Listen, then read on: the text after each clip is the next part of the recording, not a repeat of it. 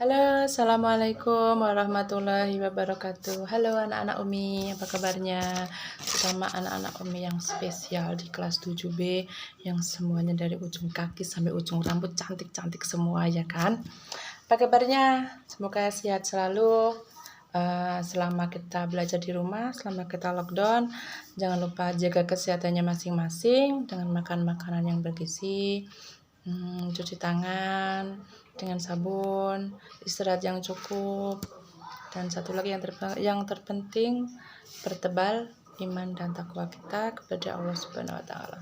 Jangan lupakan sholatnya, jangan lupakan ngajinya. Kita sama-sama berikhtiar, ya, ikhtiar lahir dan batin kita agar kita semua sama-sama terhindar dari wabah yang sedang melanda Indonesia saat ini. Oke anak-anak Umi, semangat kita belajar ya. Kita sama-sama belajar. Karena keadaan, maka sementara kita belajarnya via online dulu. Nanti Umi akan menjelaskan tentang materinya melalui video. Kemudian nanti kalau Umi ada tugas, nanti mengerjakannya kayak biasa di buku IPA-nya masing-masing. Bagi yang punya buku IPA latihan, di buku IPA latihannya. Bagi yang tidak punya buku IPA latihan, maka di buku IPA. Nanti kalau sudah difoto, kemudian dikirim ke WhatsApp Umi yang nomornya sudah Umi share. Oke?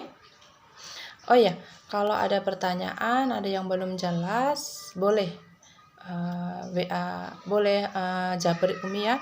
Insya Allah nanti Umi bantu dalam belajarnya. Karena tugas Umi memang membantu anak-anak Umi semua dalam belajar. Baik, terakhir materi kita kemarin sampai yang di pencemaran, ya kan?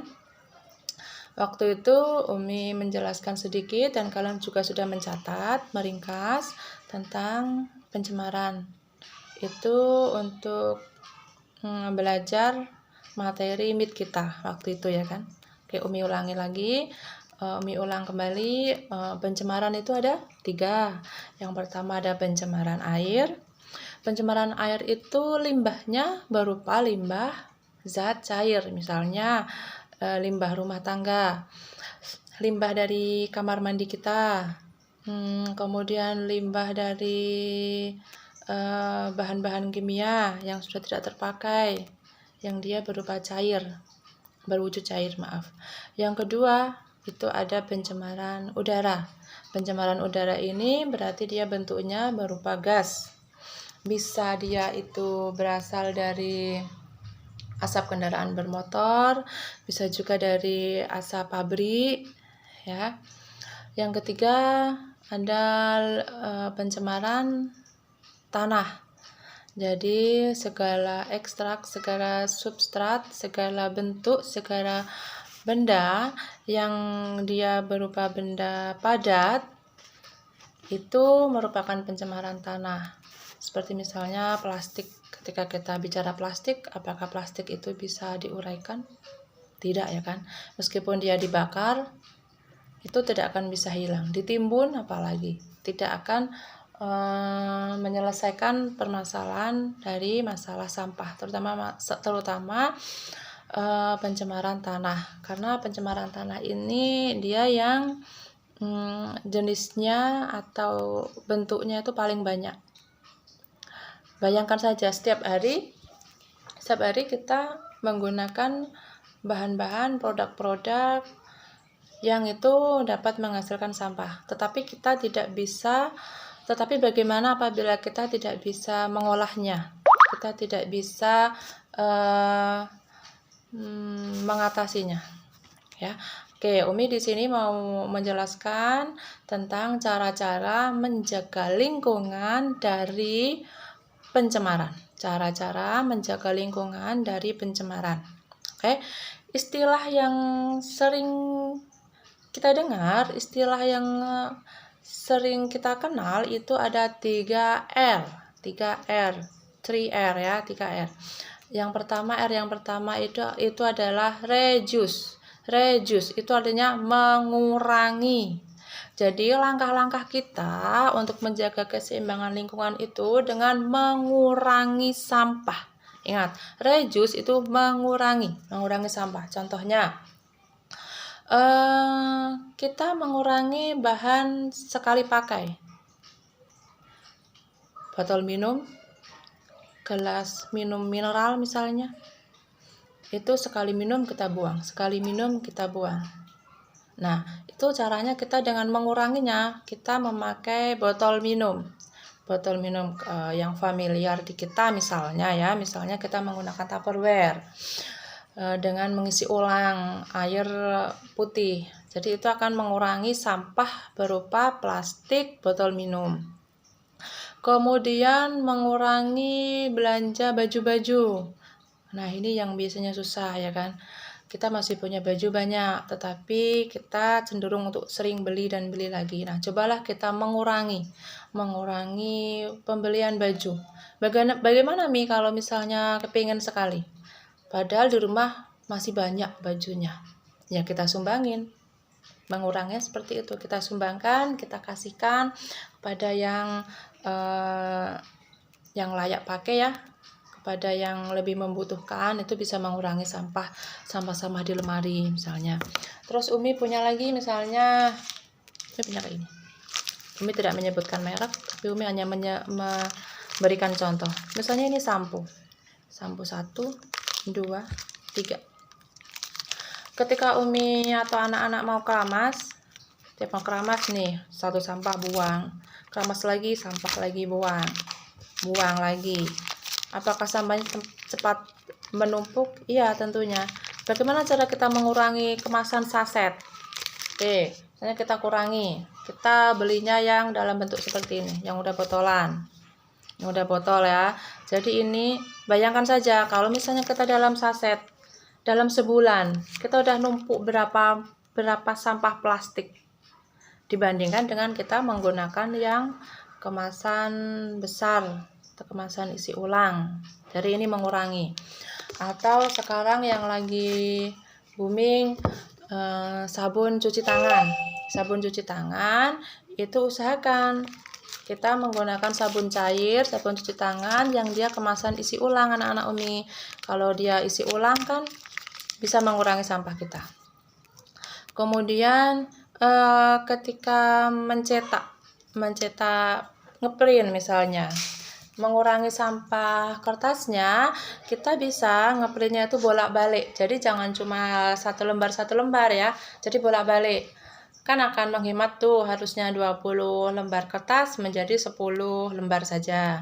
Ketika anak-anak Umi mencatat, usahakan mencatatnya itu bolak-balik. Halaman 1, sebaliknya.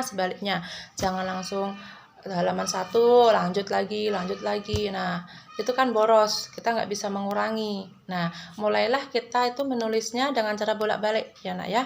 Jadi mengurangi sampah-sampah kertas. Ada lagi misalnya mengurangi sampah organik. Apakah ada sampah organik? Ada. Ketika kita makan di rumah makan, sering kita menjumpai yang disajikan itu terlalu banyak garnisnya. Apa itu garnis? Anak-anak Umi tahu? Garnis itu misalnya seperti kudapan, seperti lalapan, tetapi dia disajikan, atau hiasan menu, tapi dia dibentuk cantik. Misalnya wortel dibentuk bunga, tomat dibentuk bunga, selada seperti itu. Tujuannya hanya untuk mempercantik, tetapi dimakan tidak. Jadi sia-sia. Akhirnya apa? Hanya dibuang begitu saja. Ya, jadi kita usahakan mengkonsumsi bahan makanan yang sifatnya organik itu seperlunya saja. Jangan sampai kita membuang-buang makanan. Di samping itu boros ya Naomi ya. Itu yang jenisnya mengurangi. Kemudian yang kedua, R yang kedua itu adalah reuse. Ingat, reuse. Itu adalah kembali, use itu adalah menggunakan. Berarti reuse artinya adalah menggunakannya kembali. Oke, banyak nih contohnya menggunakan kembali. Misalnya kita seperti tadi botol minum ya. Kalau Umi boleh nyebutin merek lagi, bisa tadi Tupperware, itu kan bisa digunakan berkali-kali, berulang kali. Itu sebagai contohnya, menggunakan kembali. Kemudian ada ketika kita belanja di supermarket, ketika kita belanja, kita menggunakan tas belanja. Yang itu bisa digunakan berkali-kali. Jangan sekali belanja nanti kantong plastik, sekali belanja kantong plastik. Itu nanti akan memperbanyak sampah plastik kita. Jadi reuse-nya kita menggunakan tas belanja sendiri dari rumah yang bisa digunakan berkali-kali. Kemudian ada lagi misalnya anak-anak Umi mempunyai jilbab. Jilbab yang sudah tidak terpakai. Di reuse untuk apa? Digunakan untuk apa?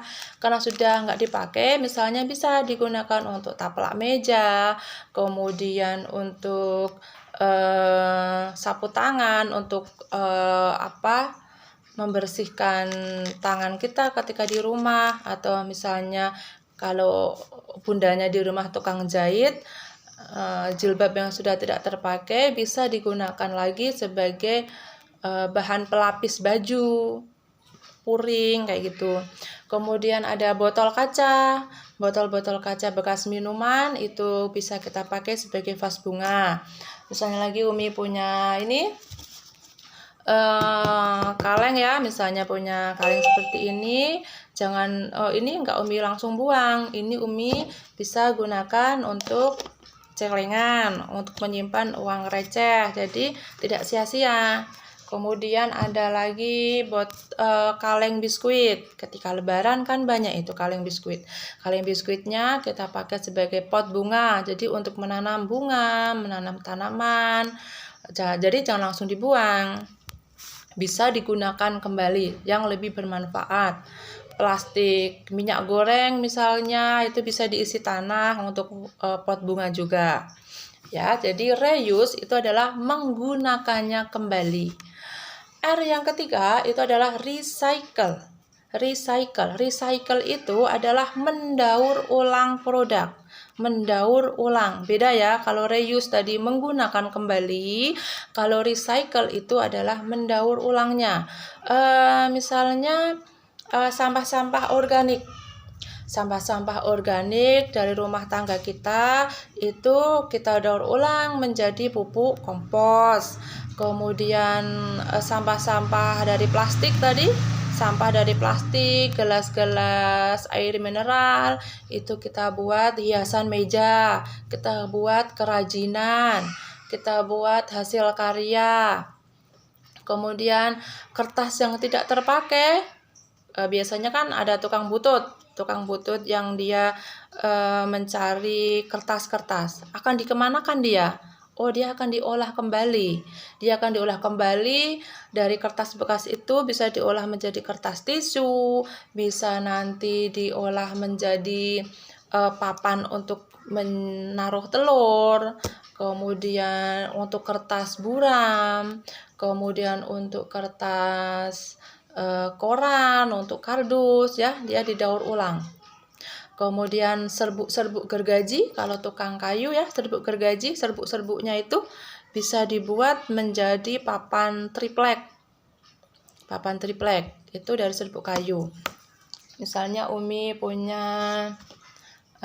ini ya, misalnya Umi punya kayu potongan kayu yang tadi pakai, kemudian kita potong yang rapi, didaur ulang.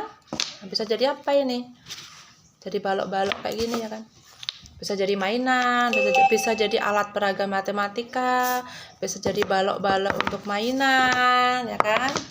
Ini namanya didaur ulang, di recycle. Ada lagi kain-kain yang sudah nggak dipakai di rumah. Kain yang sudah nggak dipakai di rumah, misalnya dijahit. Umi punya sesuatu ya. 1, 2, 3. Tralala, ini temannya Umi. Oke, misalnya kain-kain yang sudah tidak terpakai itu bisa kita bikin baju-baju boneka. Ini kan dari kain-kain perca yang sudah tidak terpakai. Daripada kain perca itu dibuang sia-sia ya kan, bisa dibuat baju-baju Barbie, kemudian hasil kerajinan tangan apapun itu ya. Itu tadi ya Umi simpulkan lagi. Jadi cara untuk menjaga lingkungan itu ada 3, ada reduce, mengurangi, kemudian ada reuse, menggunakan kembali, kemudian ada recycle, mendaur ulang kembali. Nah, yang sering salah itu antara reuse dengan recycle. Apa bedanya? Tadi ini sudah tekankan, kalau reuse itu memakainya kembali. Artinya